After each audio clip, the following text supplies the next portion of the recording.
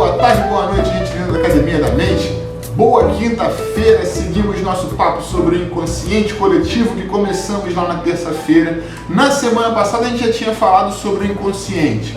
Quando falamos sobre o inconsciente, nossa abordagem foi mais neurocientífica, falando ali dos movimentos inconscientes, que não são involuntários, mas são inconscientes, né? O bater do coração, ele não é involuntário, na verdade ele acontece de maneira fora da nossa consciência, da nossa vontade, do nosso desejo. Mas apresentamos ao final daquela apostila também a percepção freudiana, né? A percepção da psicanálise sobre o inconsciente, sobre como não existem só movimentos e comandos que acontecem de forma fora da nossa consciência, também existem pensamentos, existem algumas formas que nos fazem pensar que estão fora do nosso acesso, do que a gente consegue perceber que está pensando. E aí na terça-feira, quando a gente começou a falar de um inconsciente coletivo, que para o Freud, esse inconsciente que ele propõe é bem individual, né? A gente trouxe aí a ideia do inconsciente que está em todo mundo, né? Que não é só feito pelas experiências traumáticas da nossa vida, mas a experiência traumática da nossa sociedade, da nossa existência. Esse é um conceito de um aprendiz de Freud, de um parceiro de estudo dele chamado Carl Gustav Jung. Na terça-feira a gente colocou um vídeo falando mais dos conceitos de Freud, explicando mais como a psicanálise entende o inconsciente. E hoje vou deixar um vídeo aqui, dessa vez no meio da aula, não lá no final como a gente fez, né? Vamos ver agora mesmo um vídeo falando sobre o inconsciente coletivo, esse conceito do Jung aí. Curtam o vídeo, na sala a gente está batendo mais papo, daqui a pouquinho a gente volta, vamos lá.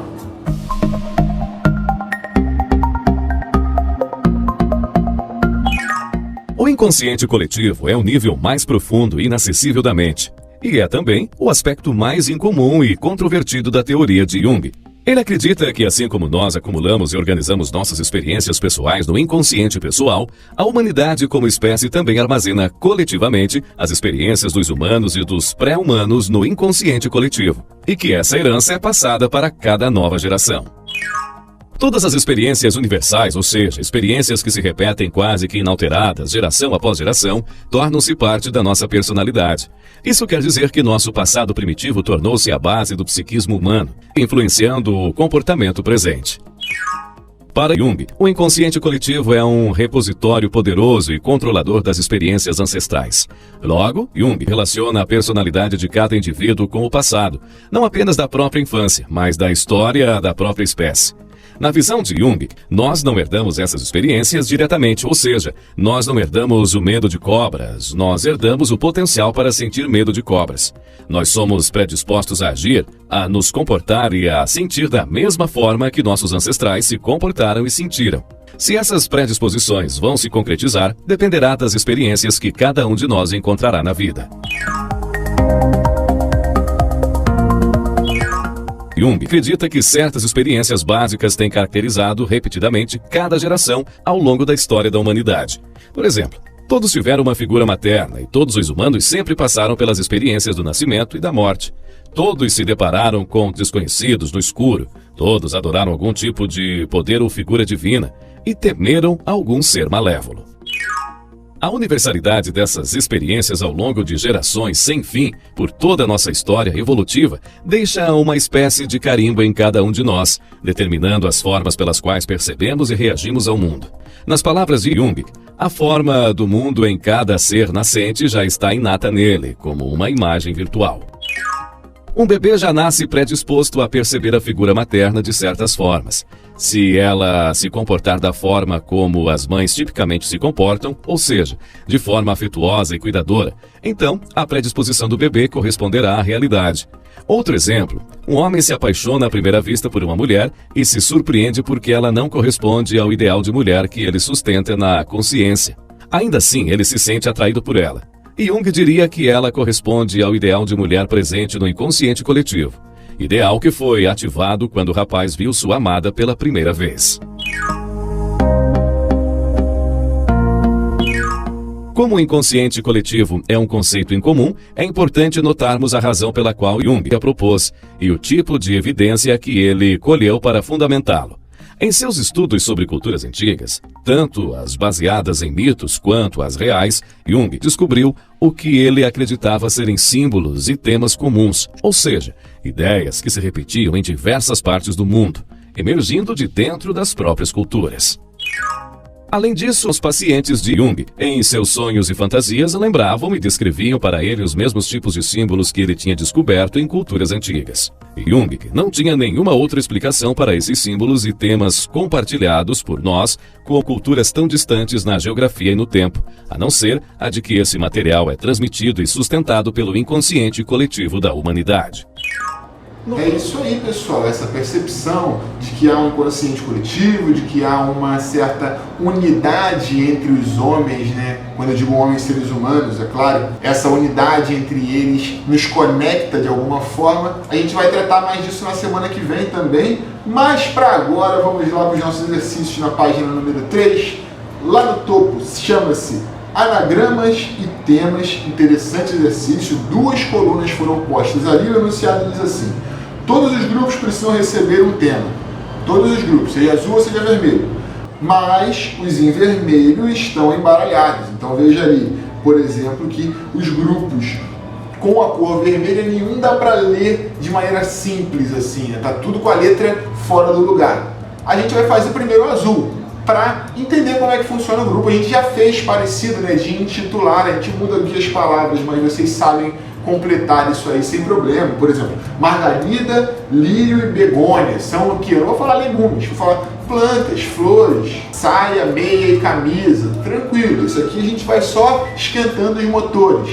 Depois, compreendendo como funciona, como são os títulos mais ou menos, a gente vai lá para o lado. Isso vai nos ajudar, porque se a gente leu uma palavra ali, mas não está conseguindo ler as outras duas, a gente já se aproxima de alguma forma do tema. Então a gente vai clarear mais um pouco, jogar mais luz sobre as outras duas. Mas é com vocês, durante a semana em casa, depois embaixo, a gente tem o exercício de nome luvas, várias luvinhas aí de forno, só que cada uma tem uma ilustração única, diferente. A gente tem que conectá-las de forma que a linha não se cruze preferencialmente. Então aí tem um pouquinho de lógica, porque a gente não vai fazer um caminho fechando aqui o caminho da outra. E lá embaixo está na mão número 2. Agora tem bastante grafismo, nada de lógica. A gente colocou ali, ó, 4 etapas para vocês fazerem aquela mão. Desenhe um retângulo, divida no meio, todas as etapas colocadas, e aí vocês vão tentar reproduzir somente a última, tá bem? Ali naquele quadradão, seguindo os exemplos. Tentem fazer, ó, faz o retângulo, divide em 2, para cada lado do retângulo a gente coloca 2 dedos. Tentem aí, espero que vocês consigam, variando as habilidades. Vamos para a página número 4. Lá no topo o exercício chama-se total, pessoal. Colocamos várias operações, hora soma, hora subtração. A ideia é descobrir o valor de cada uma, mas não só isso. O enunciado pede, ó, escreva a soma dos 9 círculos cinza. Então temos ali 9 operações acontecendo. Eu vou somar todo mundo e vou colocar ali em cima, ó, todo mundo somado dá X. Capacidade matemática importantíssima. Nossa aluna Delma, por exemplo, ela mantém tanto essa capacidade ativa aí que ela fica à vontade de encarar, por exemplo, o caixa do chorinho que ela organiza lá no bairro dela.